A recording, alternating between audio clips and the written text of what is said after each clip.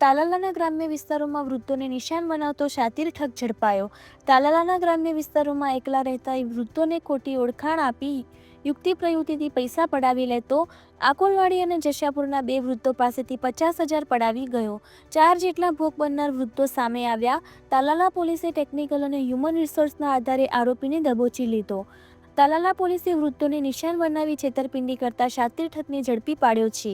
જૂનાગઢના બિલખા વિસ્તારના રફીક ઉર્ફે કલી ચોટલિયા નામના આરોપીએ તાલાલા તાલુકાના વિવિધ ગામોમાં વૃદ્ધોને નિશાન બનાવ્યા હતા।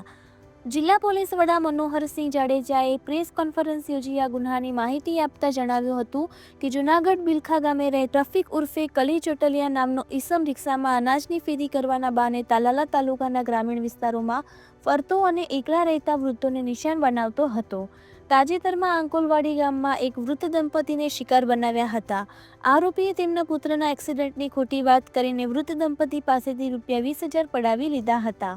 આ ઉપરાંત જસાપુર ગામે પણ રામુબેન નામના વૃદ્ધાને પણ તેના ભાઈનો છોકરો છું કહી અને એના પુત્રએ ટાઇલ્સ માટે પૈસા મંગાવેલાનું કહી ફોનમાં વાતો કરી વિશ્વાસમાં લઈ ₹30,000 પડાવી નીકળી ગયેલ।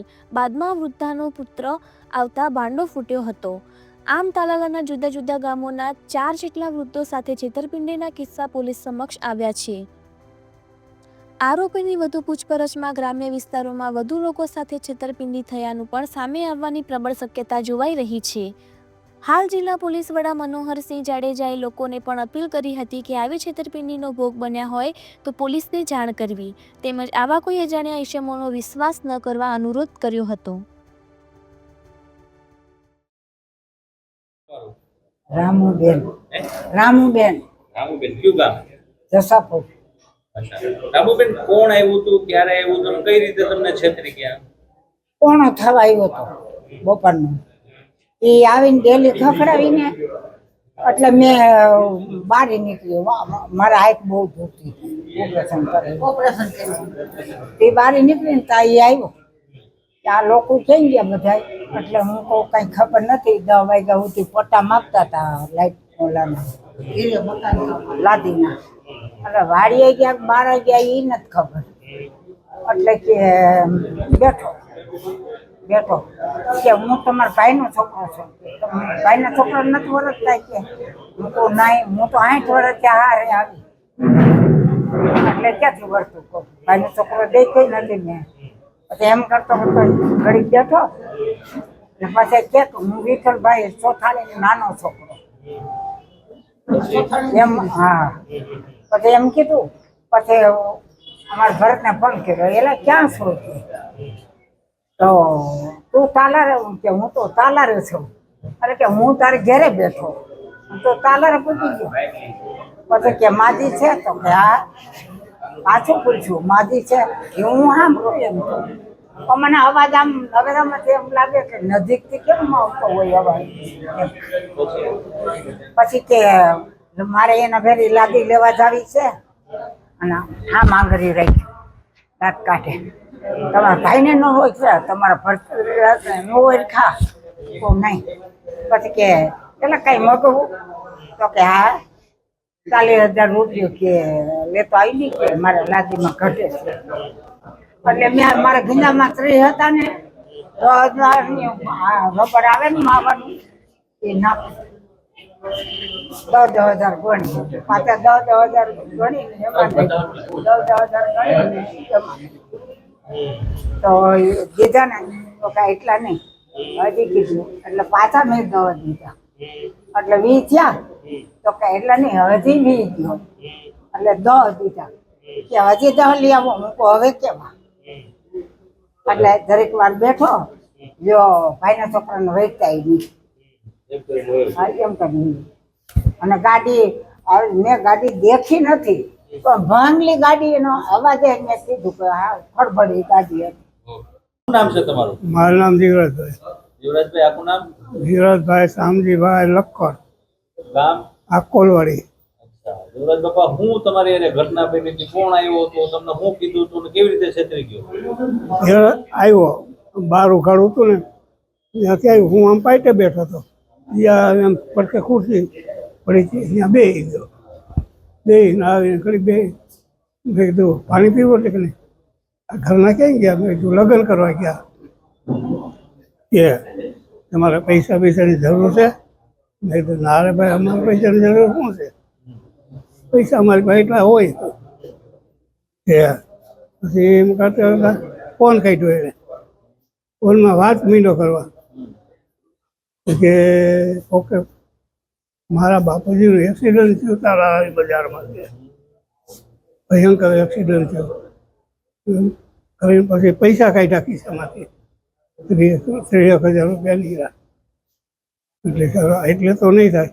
તો બીજો બોલ્યો એક નહીં બોલ્યો એ કે વધારે લેતો છે થોડા પૈસા એટલે નહીં થાય. એટલે મને શંકા હતી. અમારા જમાઈ બોરવાઈનું નામ દીધું. બોરવાઈ એ અમારા જમાઈ થાય એનું નામ દીધું એટલે મેં પૈસા દીધા.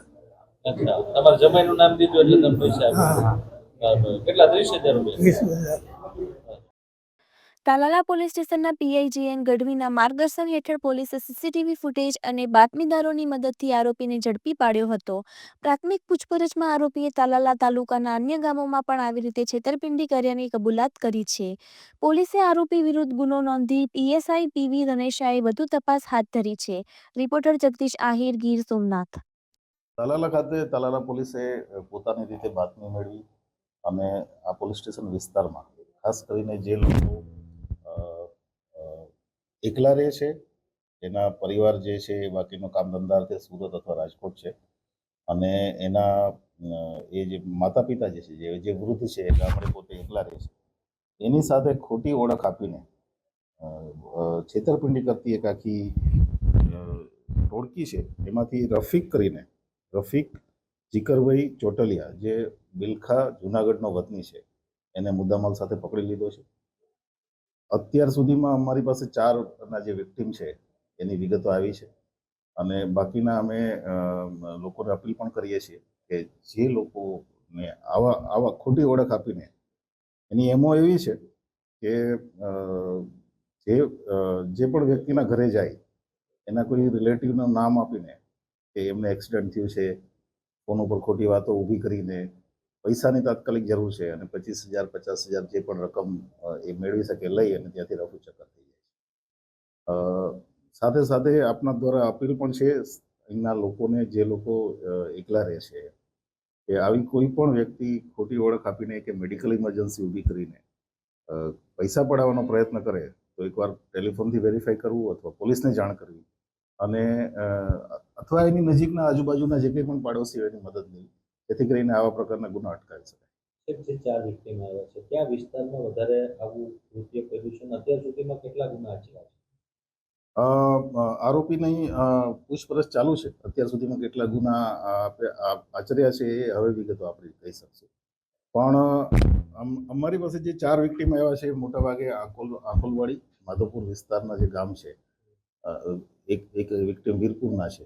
એવી રીતે ગામડામાં જે લોકો એકલા રહે છે અને જે એજેડ છે, જેમની આંખે એટલું ચોખ્ખું દેખાતું નથી, તરત ટેલિફોન નથી કરી શકતા, એવા લોકો આનો શિકાર બને. ખાસ કરીને એક આટો સિવાય કેટલા આરોપીઓ આમાં સંડોવાયેલા હોઈ શકે? કેમ કે આરોપી જુનાગઢનો છે, બિલખાનો છે, એટલે અમને ડાઉટ છે કે આમાં અન્ય આરોપીઓ હોઈ શકે છે, પણ એમાં જ્યાં સુધી અમારી પાસે ટેકનિકલ ડિટેલ નહીં આવે